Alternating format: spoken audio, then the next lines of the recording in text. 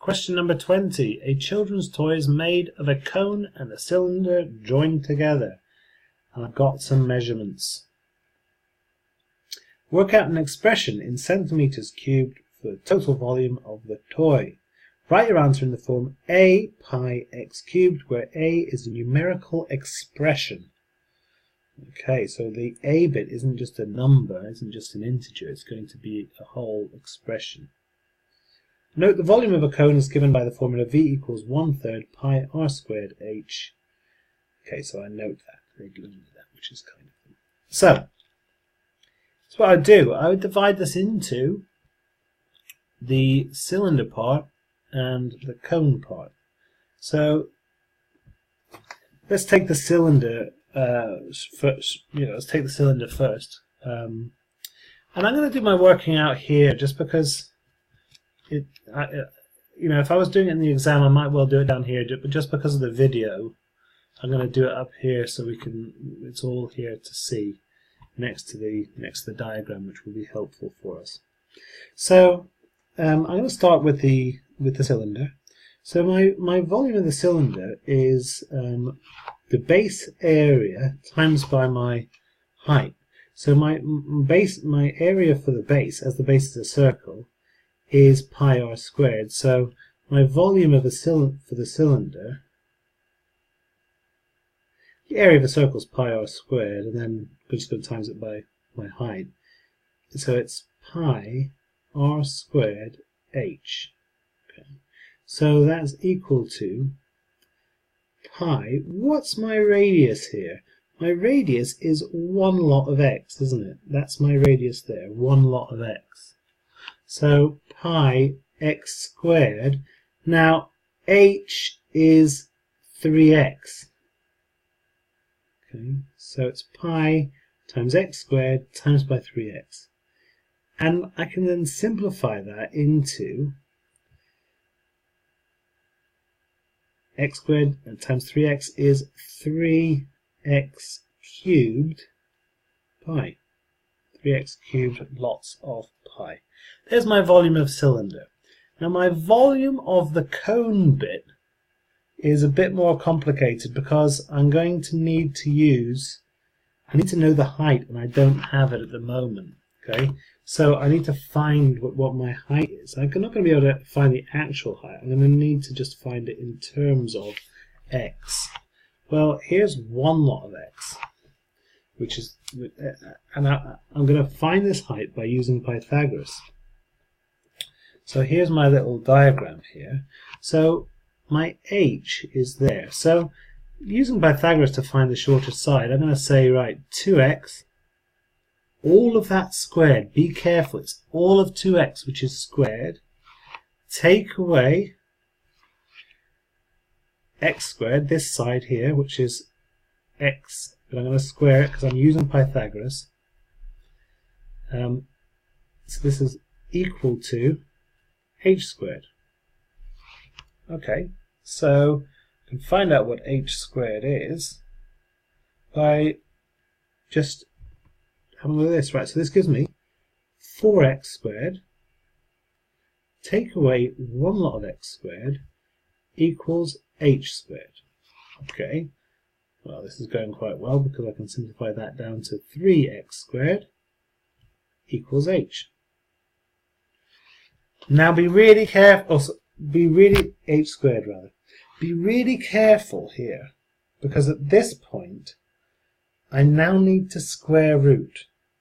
And I'm going to square root, and when I square root, the typical mistake, in order to get h on its own, the typical mistake would then just be to call this 3x. But it's not 3x, because the 3 has to be square rooted as well. Okay, that 3 is going to be square rooted as well. So that gives me root 3x equals my height. So I've really put quite a lot of work into this question already, and I've just found out the height. So now I can substitute in here. I've got all my things to substitute into this formula. So I'm just going to draw an arrow here to show that I'm substituting in. Okay. So I've found my h. I'm now going to substitute in. I know my radius is x. Okay, that's my radius there. So I can substitute this in. So my volume of the cone, is equal to, right, 1/3 pi r squared, which is x squared, h times by root 3 x. Because we just worked out that's what h is. Okay, so I've got that, and all I have to do now is add these together. So I am going to come down to on the bottom here now. I've got these volume of cylinder and I've got the volume of the cone. I'm going to put them together. So my volume of the cone plus my volume of cylinder gives me the volume of the whole thing. Okay, so my volume for the whole toy, volume of whole, or volume of toy, I'm going to put volume of toy, equals, right, 1/3 pi,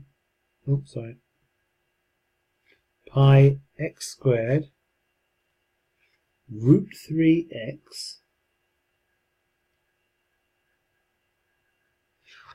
plus 3x cubed lots of pi. Okay, so I've got all that.